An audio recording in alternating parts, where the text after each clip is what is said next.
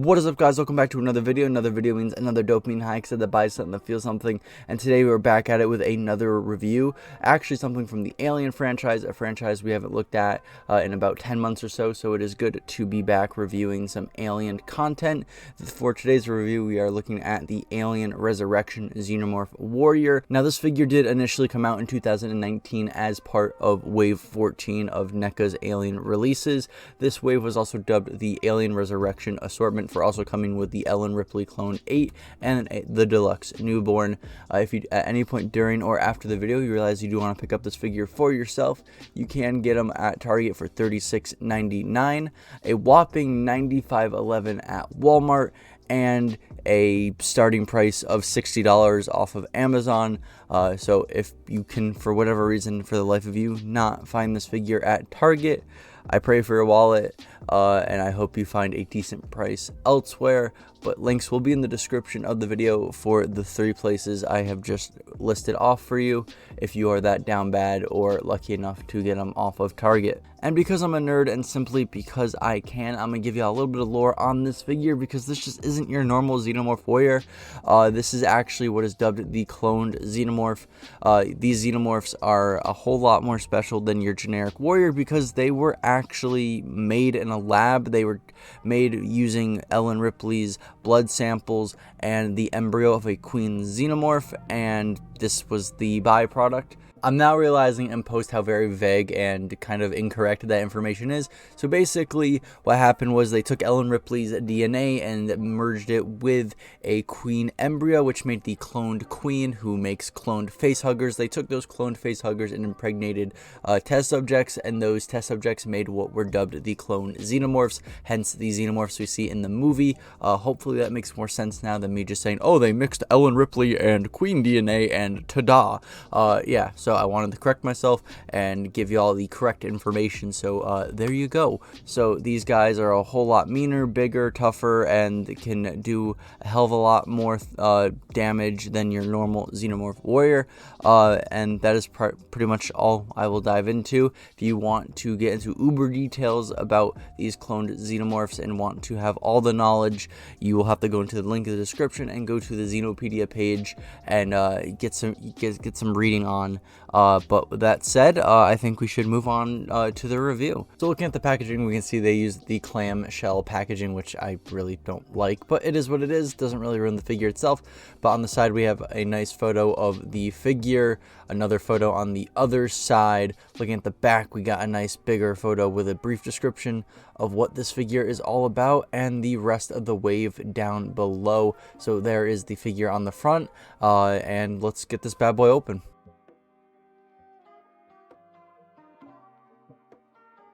So looking at the head region of the figure first, of course we can get that nice 360-degree spin out of him, which is always great to see.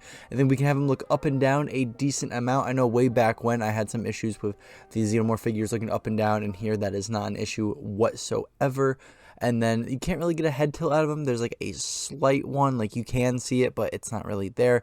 But that is okay, because you can still have him look all around and over. So you can pretty much have him look in any direction you want to. You're just not really gonna get a tilt out of him. So it's not the end of the world. And overall, very happy with the articulation in the head region of this figure. And then of course, when we open up that mouth, you can see the second mouth inside. And I have to say, this is probably one of the most stiff and sturdiest second mouths I've seen on a Xenomorph figure. I had issues pulling it out. I had issues putting it back in. Hopefully y'all don't have that same issue as I'm having. But yeah, it's just generic second mouth that you pull in and out. Mine was just a little bit more of a bitch to get in and out. And yeah, figure I might as well show it now instead of dedicating a whole feature segment towards it, because that's the only feature really. And then getting into arms, you can rotate the arms 360 degrees, which is always really nice to see on this figure. And then of course you can bring up the arm a decent amount, which is nice to see. And then with that means you can open up the arm a decent amount as well. So very happy with the shoulder region of the arm here. And then of course, moving down to the elbow bend, we have a really nice elbow bend. You can get a shoulder tap with no issues issues whatsoever. So very nice to see that here. And then you can rotate the forearm and elbow 360 degrees if you wanted him to do that. And then moving down to the hand, you can rotate the hand 360 degrees and bend the wrist pretty much however you want. And then moving even further down to finger articulation, it is just simple as swiveling it up and down, which you can do with ease. So overall, very happy with the arm articulation on this figure. No complaints for the most part. The reason I say for the most part is because his right forearm is really loose for me. Like, it fell off really easily throughout making this entire video. I eventually did fix it by putting some super glue in there and letting the socket kind of dry out and then making it tighter. I'm not a psychopath who just kind of super glued it still, but you know, before the fix, it was just kind of a hindrance and kind of annoying trying to make this video, but for the most part, the articulation is really solid. It's just I had this one issue. And then moving to the torso, we can get that nice 360 degree rotation, which is always nice to see here. And then, of course, we can have him lean back and forth. By no means is it a crunch, but it is a range of motion that he has nonetheless. And then a slight pivotal rotation. It's not as good as the Predator figure's pivotal rotation, but it is there. So this is some okay torso articulation. I'm just glad we still have that 360 degree spin. Hopefully they never take that from us. And then looking at the legs, we can rotate them 360 degrees, which is always nice to see. And then when it comes to the splits, it all depends on where you position them because of the carapace at the top of the thighs. So if you lean the legs a little back, you can get a wider spread, but if you do lean them a little bit more forward, the carapace does clash with his sides and you can't get as much of a spread, but at the end of the day, still really good to see.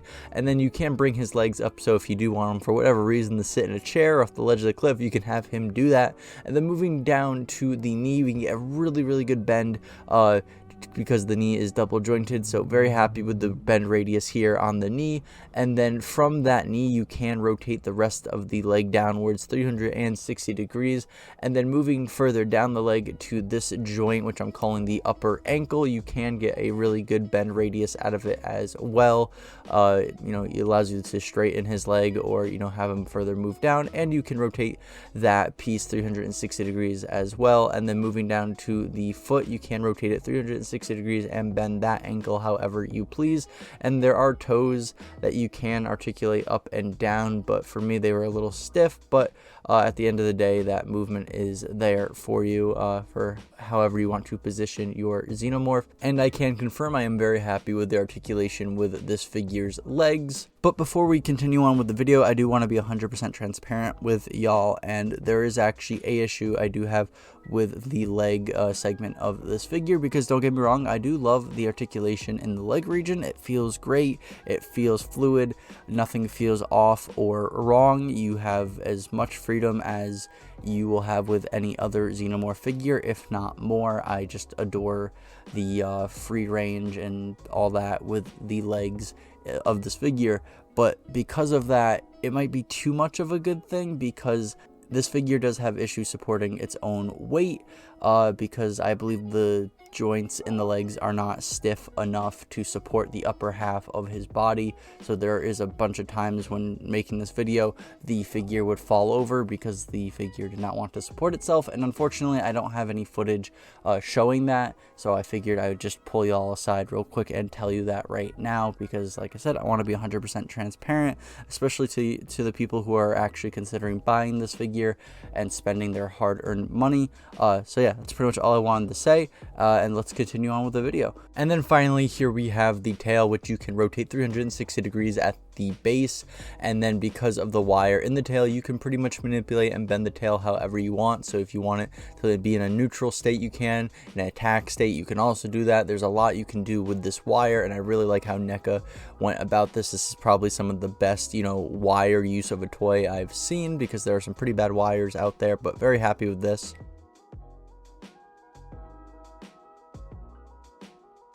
So in this video, the visual presentation segment is going to be done a little bit differently, because there is no accessory segment for this video, because most Xenomorph figures don't come with accessories unless you get one of the ultimate figure packs. which this is not the case here. So to kind of take place of the accessory segment and add some flair to the visual presentation segment, though I've already reworked how I do visual presentations by dubbing them 1-minute rants, we're not going to do that in this video.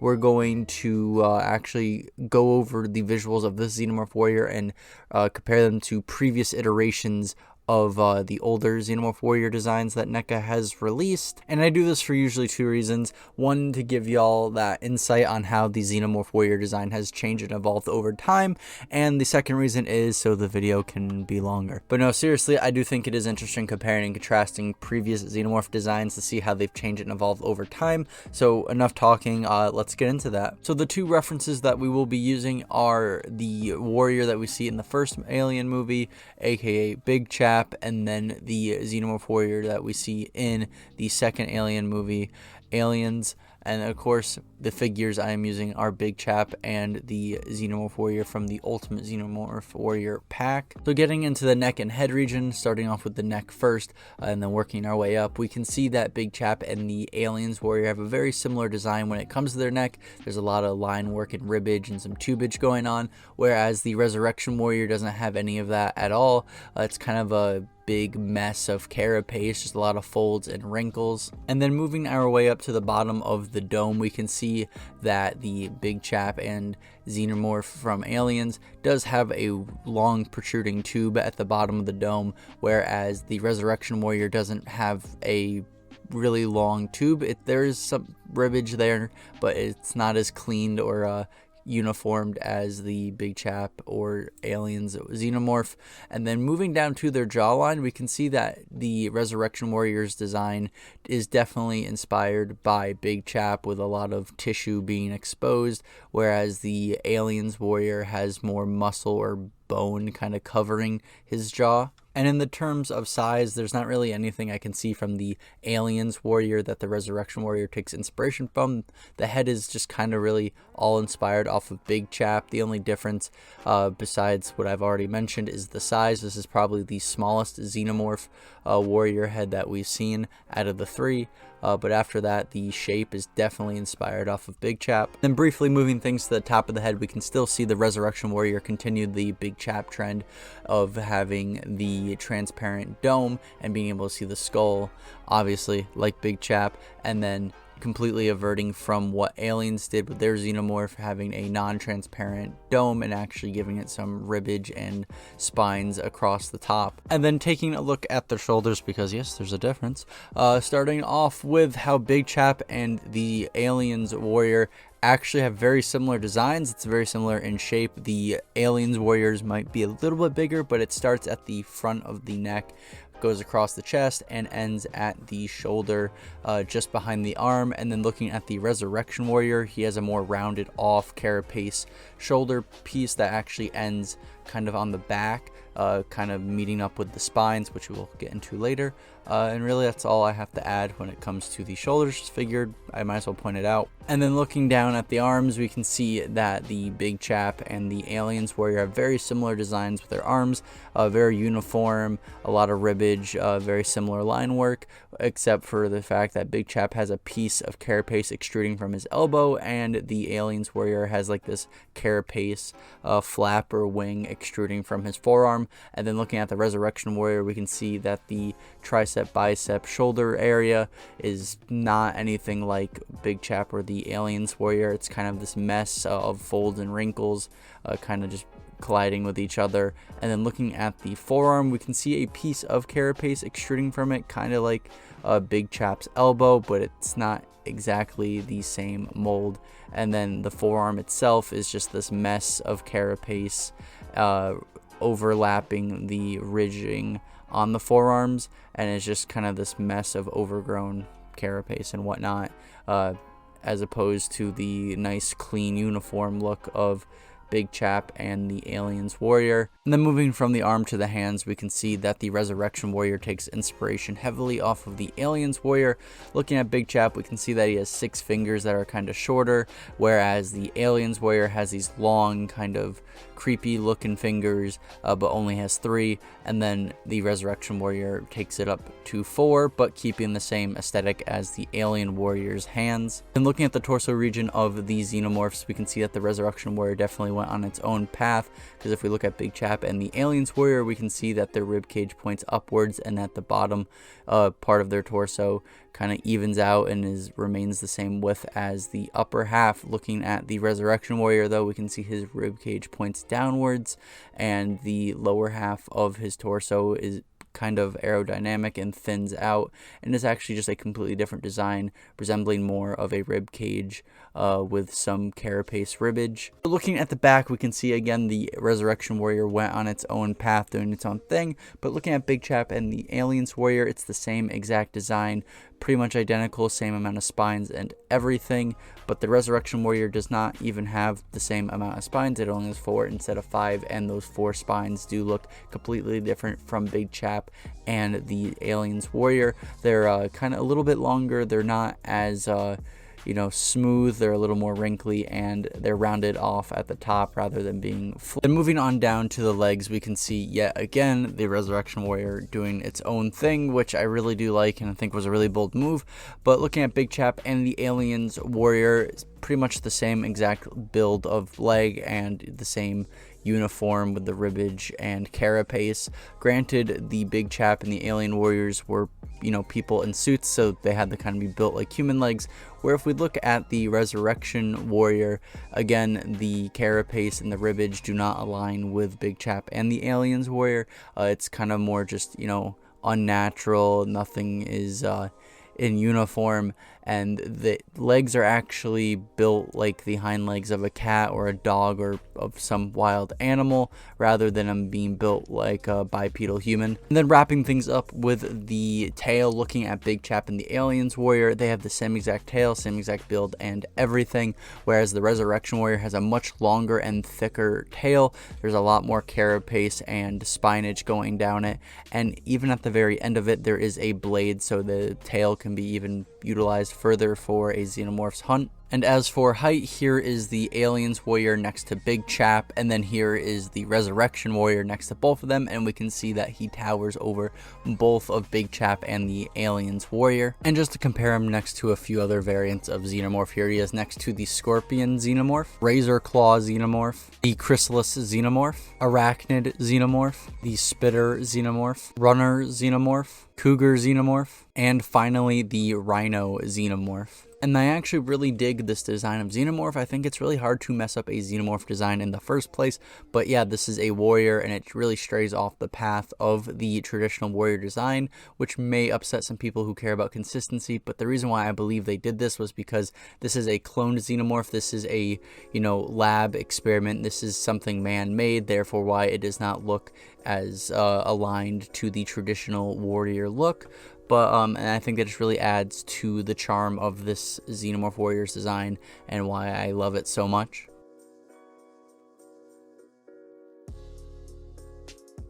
So starting off with NECA's Ultimate Elder Predator, aka Greyback. Up next we have Hasbro's Star Wars The Black Series Shore Trooper. Jazzware's Halo The Spartan Collection Spartan Venator. Jazzware's The World of Halo Halo Infinite Master Chief. And finally we have McFarlane's The Doomslayer.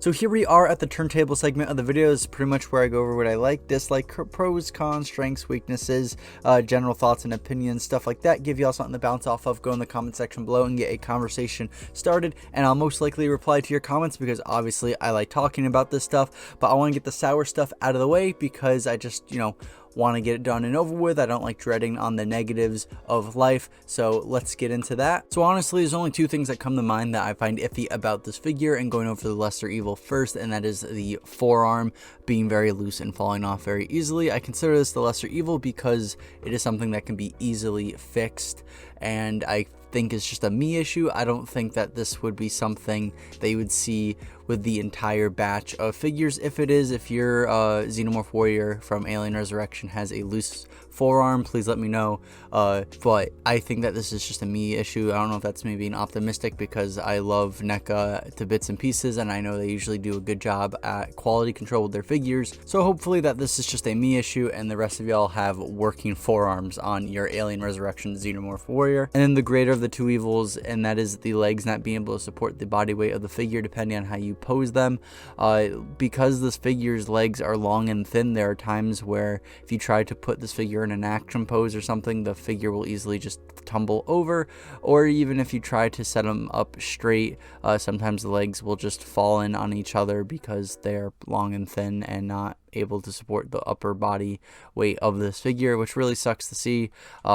So you will see throughout the turntable segment me using a NECA action stand to actually support the weight of this figure, and it does work. So if you do want to get one, I'll put a link in the description for y'all. But it just really sucks when a figure's design works against its build, because I love how the Xenomorph looks. It's such a cool design, but it just doesn't work with the build of the figure. And actually, I lied, there's one more issue I do have with this figure, and it doesn't have to do with the physical figure itself, but more so the price.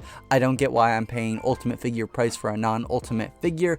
$36.99 is a bit steep for a figure with no accessories. I get it with the ultimate figures, because you do get that amazing looking and feeling figure, but you also do get a shit ton of accessories with it, hence why I justify $36.99 for the ultimate figure packs. But this is not an ultimate figure that comes with a bunch of accessories. This is just a figure that comes with only itself and nothing else. So I don't get why I'm paying ultimate price for a non-ultimate figure.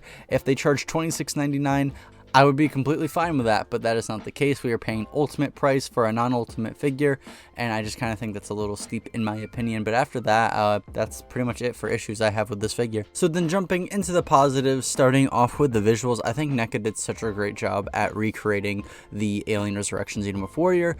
Xenomorphs alone have such a busy and complex design, and hats off to NECA for just doing a phenomenal job at making sure they got down each piece of curvature, line work, the tubing, all the stuff that makes a xenomorph down, because that is not an easy design to recreate, and they did it almost perfectly. And then the paint job just complements it so well. The paint job just kind of brings the figure to life, looking at more alive than, you know, it already is with the amazing sculpt job. And then we have to give it to the articulation. Yes, I do have issues with the legs not being able to support the body weight of the figure, and that might be because the joints are a little too loose, but they're not like, you know, flimsy and, you know, wobbly. I wish they were just a little bit more stiffer, but the joints do still feel great in the legs, even if they can't completely support the body weight of the figure. But after that, the joints everywhere else feel amazing. It feels fluid, nothing feels off, everything feels right, and this is some of the best articulation I've probably seen in a Xenomorph figure in a long time, and not just because I haven't reviewed a Xenomorph figure in 10 months, but just, you know, I do have some issues with the Xenomorph's articulation every now and then, and it's just nice to see no issues besides the whole leg thing. So very happy about that. And what I dub to be desired from this figure, things that I would either change by adding or removing. Starting off with the joints and the legs, I would make them just a wee bit more stiffer so the legs can actually support the upper body weight of this figure. And then the only other thing I would really tweak is the pricing of this figure, whether that is decreasing the price to $26.99, or I would actually add some accessories that we see with the Ultimate Alien pack to justify the $36.99. So yeah, I would fix the legs and make the price justifiable, whether that's decreasing it or adding some accessories.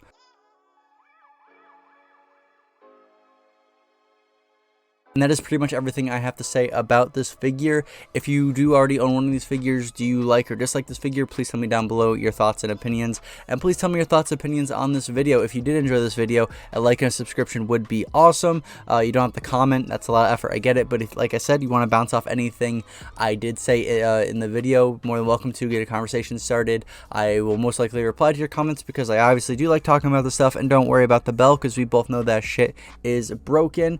And if you want to see more content like this, there's plenty of it up on the channel. I review a plethora of NECA products. I also do Halo and Star Wars stuff as well. If any of that interests you, you're more than welcome to go check it out. And with all that said, I hope you have a nice day and please stay hydrated. It's very important.